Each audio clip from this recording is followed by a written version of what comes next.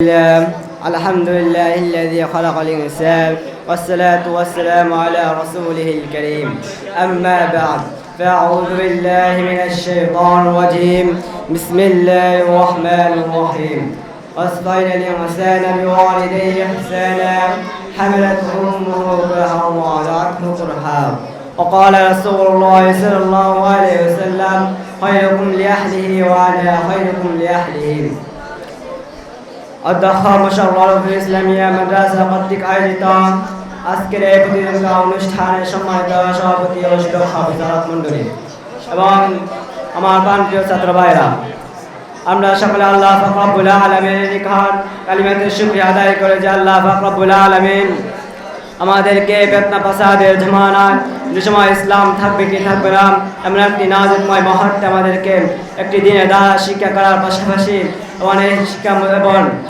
শিক্ষা সেমিনার আসা এবং বসার তৌফিক দান করেছে। এই জন্য আমরা শুকরিয়া আদায় করি আলহামদুলিল্লাহ। আমার আলোচ্য বিষয় হলো নারীর মর্যাদা অধিকার সম্পর্কে। সম্মানিত হাজিরিন, আল্লাহ পাক রব্বুল আলামিন পৃথিবীতে যতগুলো মানব সৃষ্টি করেছে প্রত্যেকটি দুই প্রকারের মধ্যে সীমিত, অর্থাৎ মানুষটি হয়তো পুরুষ হবে হয়তো নারী হবে। আল্লাহ তাআলা কোরআনের মধ্যে এবং রাসূল সাল্লাল্লাহু আলাইহি ওয়াসাল্লাম হাদিসের মধ্যে যেমনি ভাবে পুরুষের অধিকার নিশ্চিত করেছেন তেমনি ভাবে নারীর অধিকার নিশ্চিত করেছেন। বর্তমান যুগে আমার মুসলমান মা ও বোনেরা এই কথা না জানার কারণে এবং কোরআন হাদিসের জ্ঞান না থাকার কারণে আজ তারা ইহুদি খ্রিস্টান বেঈমানদের চক্রান্তের বেড়াজালে আবদ্ধ হয়ে আজ তারা বলে যাচ্ছে আল্লাহ ও রাসূল এবং ইসলাম নাকি তাদেরকে তাদের অধিকার থেকে বঞ্চিত করেছে। নাউযুবিল্লাহ। আমরা বলি না ইসলাম তাদেরকে তাদের অধিকার থেকে বঞ্চিত করেনি, বরং ইসলাম তাদেরকে কেমন মর্যাদা দিয়েছে, কেমন অধিকার দিয়েছে একথা বুঝতে হলে আমাদেরকে ইসলামের পূর্বের যুগ সম্পর্কে জানতে হবে। সম্মানিত হাজিরিন, ইসলামের পূর্বে যে যুগটি অতিবাহিত হয়েছে তাকে ইতিহাসের পরিভাষায় তাকে বর্বরতার যুগ বলা হয়, আর ইতিহাসের ভাষায় তাকে হাদিসের ভাষায় তাকে আইমে জাহিলিয়াত বলা হয়। আর এই যুগটি ছিল খুবই ঘৃণিত এবং পাপিষ্ঠ। এই যুগে নারীর কোনো অধিকার ছিল না, অধিকার তো দূরের কথা, তাদের জন্মটাও ছিল বিশাল বড় দোষের বিষয়। আল্লাহ পাক রব্বুল আলামিন বলেন, যখন তাদেরকে কন্যা সন্তান জন্মগ্রহণ করার সুসংবাদ দেওয়া হতো তখন লজ্জায় তাদের ছাড়া বুলু কালো হয়ে যেত।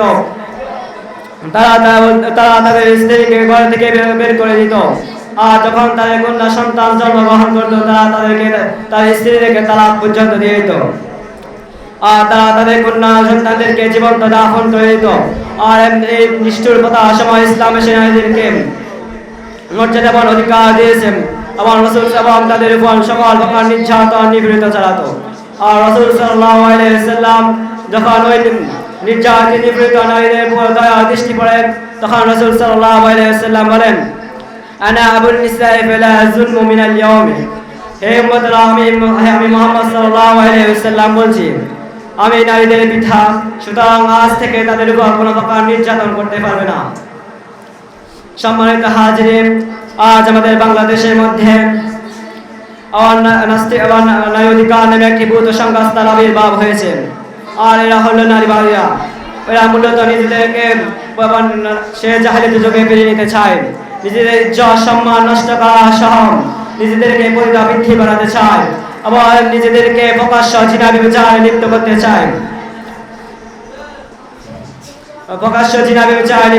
চায়, আর জাহেলিয়াত যুগে একই কাজ হতো। ওই যুগে নারীদের দ্বারা দেহের ব্যবসা অর্থ উপার্জন করা হতো।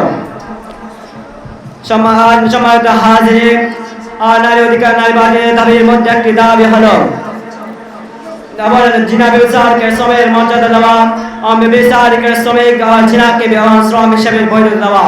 এই দাবি সরাসরি কোরআন ও হাদিসের সাথে সংঘর্ষ। কোন মুসলমান যদি সপক্ষ অবস্থা নেয় তার ঈমান নষ্ট হয়ে যাবে, সে মুরতাদ বলে গণ্য হবে। তাই এই কাজ তো দূরের কথা, এই দ্বারের কাছে যাওয়ার কোনো সুযোগ নেই। আল্লাহ তাআলা বলেন, ওয়ালা তাকরাবু জিনা ইন্নাহু কানা ফাহিশাতান ওয়া সাআ সাবিলা। তোমরা জিনা ব্যভিচারের কাছে যেও না, নিশ্চয় তা অশ্লীলতা ও বিপথগামী। সম্মানিত হাজিরিন, নারী হলো সম্মানের পাত্রী, আর নারীদের সম্মান যেন কোনো কুচক্তি মহল কেড়ে নিতে না পারে এজন্য আমাদেরকে সজাগ হতে হবে। এই বলে আমি আমার আলোচনা বিশেষ শেষ করলাম। আমার তৌফিক বিল্লাহ। মাশাআল্লাহ।